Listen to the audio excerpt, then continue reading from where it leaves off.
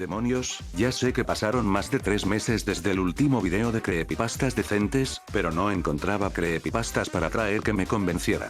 Eso y la constante de ponerme a jugar y hacer remixes de Daft Punk, pero ahora ya estoy listo con otro video de esta temática. Hola a todos, aquí TS, volviendo con la serie de creepypastas decentes. En esta vez no traigo tantas creepys como las otras veces, pero espero que por lo menos les guste. Vamos a empezar de una vez.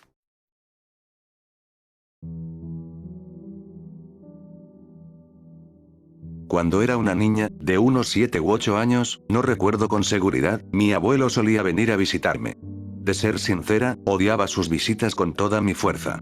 Entre la tarde y la noche, cuando el sol se ocultaba, solíamos tomar café con pastel de manzanas que mi mamá horneaba en mi casa, con mi abuelo. Se reunía toda la familia a escuchar sus tenebrosas historias, razón por la cual lo odiaba tanto. Relataba historias comunes de hechos que solo a él le habían ocurrido y creo, para seguir con esto de la sinceridad, que eran demasiado prescindibles a ser inventadas. Creía que se aprovechaba de clásicas leyendas urbanas locales y las contaba como experiencias propias con una historia totalmente planificada por su imaginación para aterrarnos, pero las narraba con tanta seguridad que te hacía tragar la idea de que eran totalmente ciertas, pero yo no creía eso. La última vez que vi a mi abuelo nos contó una historia sobre un lugar en el cual los números de las calles cambiaban. Parecía interesante lo tétrico que sonaba eso, pero el simple hecho de que mi abuelo sobreviviera a todos sus cuentos lo hacía parecer demasiado falso. La leyenda original trata de un pueblo chico, casi sin habitantes, solo los historiadores y un par de familias que conocían lo que ocurría, pero preferían no meterse con eso, que estaba oculto tras unas calles con números, cuyos números, ante cualquier persona que se atreva a transitar esos caminos, cambiaban. No parece muy aterrador, pero estas calles hacían que te pierdas, guiándote hacia un solo lugar: la casa de un demoníaco homicida que había fallecido años antes, mutilado por los pobladores del lugar por su cantidad de crímenes innecesariamente salvajes. Luego de la última atrocidad cometida contra una joven niña de 12 años, la cual destripó y despellejó en vida, hasta que la niña no aguantó el dolor y murió desangrada, colgada de cabeza sobre las ramas del terrorífico árbol de su patio. Fue calcinada dentro de una especie de bañera de metal, también en el patio de su casa, lugar donde le gustaba deshacerse de los cuerpos que mutilaba, y luego fue lanzada al jardín de su respectivo hogar. Los pobladores, cansados de que la autoridad del poblado no hiciera nada, acordaron tomar las riendas del asunto, matando al homicida de la misma manera que él lo hizo con la pobre niña. Poco después de su muerte, los participantes del crimen contra el homicida fueron desapareciendo, para aparecer semanas después totalmente destrozados, con la furia que solo lo haría un animal y con la inhumanidad de los mismos. Se dice que su cuerpo reside todavía en su casa, atado con alambres de púa a una silla. Su cadáver putrefacto no permitió la salida de su alma, e hizo de este tranquilo pueblo un lugar embrujado. Los números de las calles cambian haciéndote confundir para que termines en su hogar y alimentes su demente espíritu, ayudando a que sus actos homicidas todavía sigan en pie, mutilándote terriblemente hasta la muerte, deshaciendo tu débil cuerpo moribundo en un hermoso baño de ácido, o cortándote tus extremidades una por una obligando a que te alimentes de ellas para luego calcinarte en su lujosa bañera. Si logras encontrar las salidas a estas calles, y eres lo suficientemente inteligente como para esto, te llevarán hacia las afueras del pueblo y sobrevivirás, tal como mi abuelo supuestamente hizo. Pero si eres estúpido, impaciente y temeroso, en poco tiempo te encontrarás cara a cara con el dichoso homicida del poblado. Desde que cumplí los 15 años, comencé a mostrar interés sobre lo sobrenatural. A mi grupo de amigos y a mí nos llamaba demasiado la atención las cosas que sean lo suficientemente tétricas como para llevarnos un buen susto.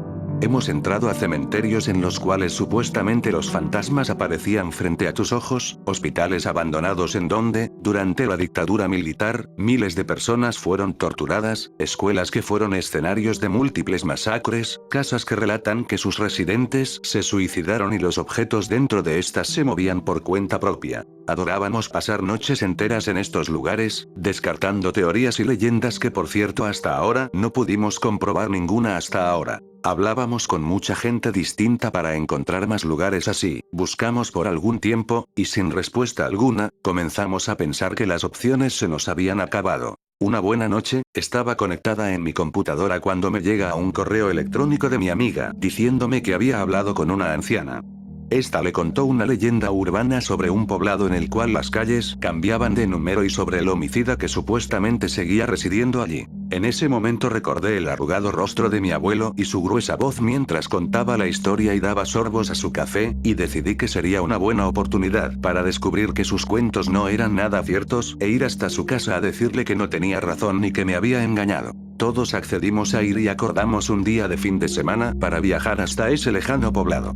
Llegado ya el día, todos nos reunimos en nuestro recurrente punto de encuentro y tomamos el bus que nos llevaría hasta el lugar. 2 horas de inagotable viaje y una larga caminata entre bromas, comida y programación sobre lo que haríamos o no haríamos al llegar, logramos estar de pie ante el dichoso poblado. Debo admitir que lucía tan escalofriante como la historia de mi abuelo narraba, pero supuse que los años le habían pasado por encima, por eso estaba en tan mal estado. Nos adentramos cruzando el umbral del pueblo y metros más adelante logramos divisar a un anciano sentado en la puerta de una casa. Nos habló de una manera perturbadora, diciéndonos que no debíamos estar ahí y que nos larguemos antes de que las cosas se pongan peor, a lo que contestamos que estábamos buscando la casa de mi tía, que hacía años que no visitaba y que la saludaríamos y nos iríamos de ese lugar. El anciano no nos escuchó y siguió diciendo que nos vayamos de ahí, subiendo más y más su voz, a lo que echamos a correr camino adentro. Unos cuantos metros más adelante, un amigo sacó un anotador y una pluma y escribió en la blanca hoja el número de la calle, argumentando que si llegaba a ser verdad la leyenda, sería más fácil salir de ahí con el recorrido registrado. Las luces del poblado parecían escasear de mantenimiento, por lo cual eran demasiado débiles y titilaban a cada paso que dábamos. Las casas abandonadas daban un toque de temor, y nos hizo pensar que, por ahora, esta era la experiencia más terrorífica que habíamos tenido. Entre burlas y juegos, luego de 1 hora caminando y cansados de transitar por esos parajes, mi amigo, el que anotaba, detuvo su caminata. Le preguntamos qué había pasado, pero solo permaneció ahí, mirando fijo su anotador. Reiteramos la pregunta y respondió que raro, creí que estábamos subiendo, no bajando. Le dijimos que deje de bromear, que habíamos visto la numeración de las calles antes, y estábamos más que seguros que estábamos subiendo. Pero él dijo que no se equivocaba, habíamos descendido por lo menos 3 kilómetros. Uno de mis amigos que nos acompañaba, le quitó el anotador de la mano y releyó la hoja una y otra vez, contando las calles y terminó por decir que era verdad. Atónitos, los expectantes, decidimos sentarnos un par de minutos a conversar sobre qué haríamos ahora. Antes de sentarnos, recuerdo haber mirado el cartel que contenía el número de la calle y decía claramente calle 530. Comenzamos a indagar sobre las opciones que teníamos. No estábamos lejos del anciano que vimos, podríamos ir con él, quedarnos hasta que el sol salga o directamente no movernos de ahí. Optamos por avanzar un poco más, a ver si podíamos llegar hasta alguna salida o atajo que nos deje más cerca aún de lo que estábamos del anciano, así si el sol salía sería menos complicado llegar hasta él. Nos pusimos de pie y al observar nuevamente el cartel mi cuerpo se estremeció y un infernal frío recorrió toda mi espalda. El cartel decía calle 469. Parados en el medio de la duda, al ver lo mismo que yo veía, lo único que todos atinaron a hacer era discutir sobre que esta fue una estúpida idea. Entre tantos insultos e inculpaciones entre ellos, todas en bromas enfermizas, yo seguía inmutable, mirando fijamente el cartel. Normalmente, el resto de las personas que observan esta situación, se asustan peor de lo que uno creería, pero extrañamente, ellos seguían actuando como si todo fuera una broma pesada aún más allá de lo que estaban presenciando, aunque reían nerviosos. Seguí observando seriamente el cartel, casi sin parpadear, pero mis débiles ojos no soportaron por mucho la presión del frío y polvoso aire, el cual logró que cerrara los ojos por aproximadamente 1 minuto. El cartel decía calle 402. Cada segundo que pasaba era aterradoramente eterno, hasta que reaccioné de lo que sucedía y acoté, tratando de que en mi temblorosa voz no se notara miedo o inquietud alguna, ya que eso haría que los demás se asustaran más de lo que yo lo estaba, que debíamos movernos o las calles se moverían por nosotros. Volteé nuevamente y volví a mirar fijo el cartel. El cartel decía calle 393. Recordé lo que mi abuelo me contaba y en esa fracción de segundo vino a mi mente como un puñetazo, el número de la calle del macabro homicida, era 202. Insistí a mi oposición de quedarnos de pie en el mismo lugar, y rogué que nos movamos rápido. Supuse que si caminábamos hacia arriba, lo más veloz posible, llegaríamos a destino, pero la presencia de 4 fumadores en el grupo no era nada gratificante para la encomendada misión. Volví a mirar el cartel. El cartel decía calle 350. Desesperada, traté de encontrar una solución al problema, intentando recordar cómo se desenlazaba la historia de mi abuelo. Lo único que recordaba ante lo atónito de mi ser en esa situación, era que debíamos actuar con inteligencia. Quise encontrar alguna relación entre el tiempo y la descendencia de los números, pero poco pasó para que me diera cuenta de que eso no tenía nada que ver con nada. Comenzamos a correr lo suficiente. Mis amigos, aunque tenían los pulmones destrozados de tanto fumar, corrieron mucho más rápido que yo. Pocas cuadras después, se cansaron. Mire de nuevo la numeración de la calle. El cartel decía calle 307. Reaccioné. Correr no era la solución. Comenté esto rápidamente con mi grupo y al notar que ninguno encontró una solución al problema, solo atiné a echarme a llorar. Cuando, de repente, un amigo sugirió que nos metamos a alguna de las casas que estaban en el poblado, ya que lo único que se movían o cambiaban eran los números de las calles, no las casas, que esperemos ahí hasta que sea de día y quizá algo de lo que vivimos esta noche haya cesado ya para la aparición del alba. Una de las mujeres que nos acompañaba, cayó en cuenta de que habíamos perdido el rastro de las casas hace varias cuadras atrás. Pero la misma mujer sugirió seguir corriendo un poco más, quizás así encontremos algo. Nadie levantó voz en contra esta idea y corrimos nuevamente. 5 cuadras más adelante, divisamos una casa en el medio de un sombrío patio. Nos detuvimos a retomar el aire unos minutos en la calle, y nadie dudó en entrar una vez que pudieron respirar con normalidad. Sin embargo, yo no estaba muy de acuerdo con la idea de entrar o no, pero si no lo hacía me quedaría por siempre vagando por estas calles, con la opción de encontrarme con el homicida. Quizá su plan sí funcione. Entonces, ¿qué era mejor?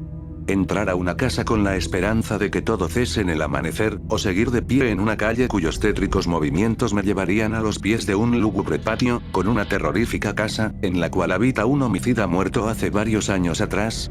Preferí entrar. Cuando volví de mi mundo de pensamientos y dudas, me percaté de que mis amigos ya no estaban. No había nadie ni nada, solo yo parada en medio de una calle cuyos dos extremos estaban rodeados de campo, muy similar a la salida del pueblo. Pasaron unos minutos pensando qué era lo que había pasado, o a dónde se habían dirigido mis 5 amigos. Cuando, de repente, me di cuenta de la existencia de un pequeño anotador a mis pies. En gigantes letras de tembloroso pulso, unos garabatos bastante entendibles erizaron mi piel e hicieron que permanezca inmutable ante esto que estaba viendo. No escuchaba nada más, solo mi latente corazón, la suave brisa del campo, y el roto silencio de gritos en la lejanía. El anotador decía, calle 202.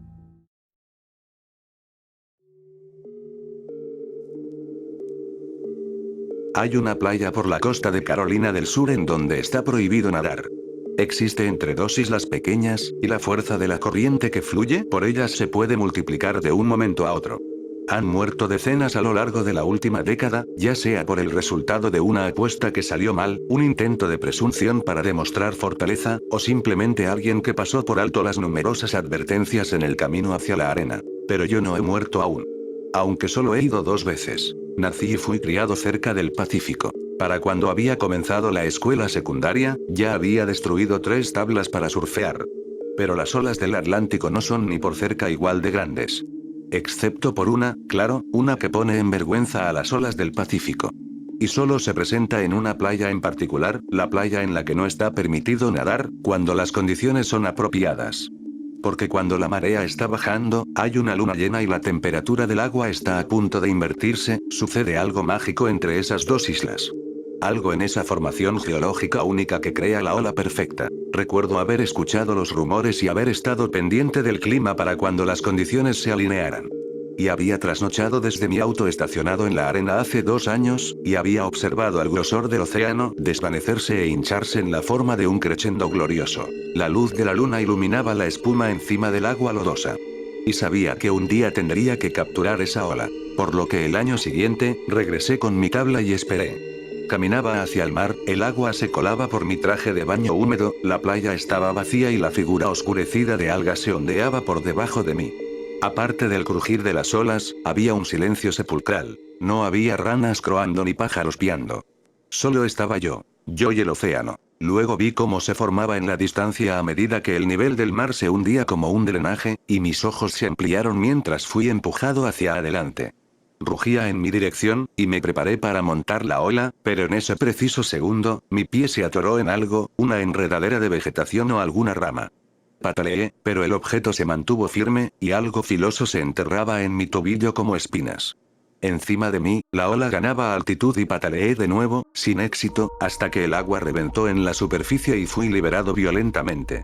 Me revolqué en la oscuridad, golpeándome a través de la vegetación espesa y pegajosa hasta que estaba regurgitando en la playa, luchando por respirar, mientras el agua me cosquilleaba la nariz y la sal ardía en mis ojos. Había sangre derramándose desde mi pierna por varios cortes largos que cicatrizaron a través de los meses subsiguientes luego de infecciones continuas. Había perdido mi oportunidad. Hasta el año siguiente. Ese año, mantuve mis pies más elevados, cepillándome contra el mar apenas la ola avanzó rápidamente. Y la atrapé justo a tiempo, observando cómo el agua se retraía desde la playa para alimentar la ola, dejando atrás solo suficiente agua como para ver las sombras que yacían por debajo. Brazos. Miles de brazos extendidos hacia arriba al igual que plantas en la arena, con sus manos abiertas y buscando, emergiendo desde el codo para arriba, y con unas uñas que reflejaban la luz de la luna como si fueran escamas. A medida que el agua se retiraba, los brazos se enterraban en la profundidad de la arena, y solo retornaron con toda su longitud bajo la protección lodosa del agua. Algunos apretaban peces enteros, otros sostenían trozos de madera y otros se aferraban a objetos muy difíciles de discernir, pero no muy difíciles de inferir. Podía observarlos desde mi posición, cuando el agua se encontraba en su punto más bajo y si me enfocaba directamente en el fondo. Y se alzaron en mi dirección conforme maniobraba mi tabla para surfear hasta que aterricé contra la costa y su aleta se enterró en la arena. Al girarme, pude ver que eso había sido lo que una vez había confundido con la silueta oscura de algas, elevándose y sacudiéndose con cada cresta. Esperando. Apretando. Y al observar las cicatrices de mi pierna, 5 marcas de tejido brillante, me di cuenta de que no era la corriente lo que jalaba a los nadadores bajo la superficie.